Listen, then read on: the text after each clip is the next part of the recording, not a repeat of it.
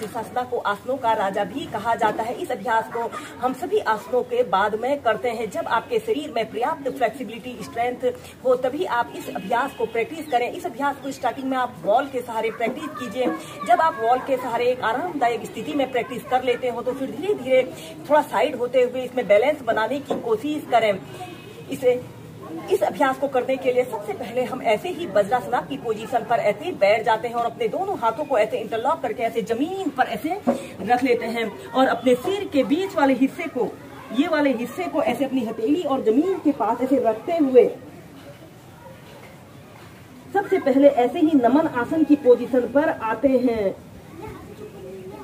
कम से कम 30 सेकंड तक ऐसे ही होल्ड करके रखते हैं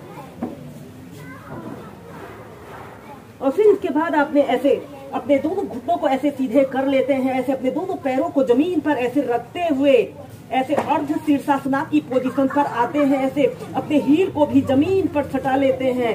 जो लोग हेड स्टैंड को प्रैक्टिस ना कर सके वह सबसे पहले ऐसे ही अर्ध शीर्षासना को प्रैक्टिस करें। इस अभ्यास को करते समय हमारे शरीर में ब्लड सर्कुलेशन हमारे सिर की तरफ हो रहा है। श्वास लेते रहें और श्वास छोड़ते रहें। जब आप ऐसे ही अर्ध शीर्षासना को अच्छी तरह से प्रैक्टिस कर लेते हो तो फिर इसके बाद धीरे धीरे अपनी पैरों की अंगुलियों को ऐसे अपने समीप लाने की कोशिश करें और ऐसे अपने दोनों पैरों को ऊपर उठाते हैं। ऐसे अपने दोनों पैरों को सीधा कर लेते हैं। ऐसे आपके दोनों पैर बिल्कुल सीधे, पंजे ऊपर की तरफ तने हुए हों और एक आरामदायक अवधि के लिए कम से कम 2 मिनट तक ऐसे ही होल्ड करके रखें।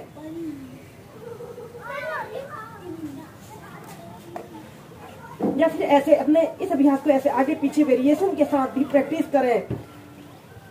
ऐसे अपने पैर को बिल्कुल, दोनों पैरों को बिल्कुल सीधा करते हुए बैलेंस बनाने की कोशिश करते हैं।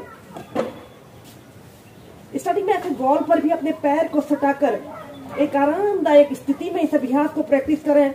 ऐसे अपने दोनों पैरों को सटा लें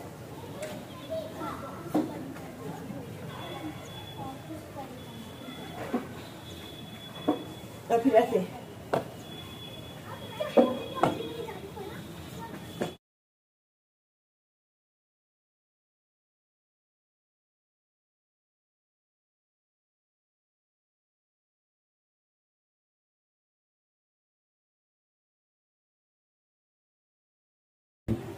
और ऐसे अपने शरीर को सीधा करते हुए कम से कम 5 मिनट तक आप ऐसे ही एक आरामदायक स्थिति में इस अभ्यास को प्रैक्टिस कर सकते हैं।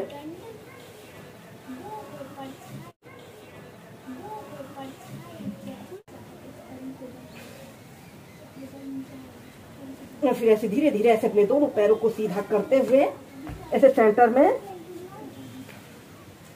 आ जाते हैं।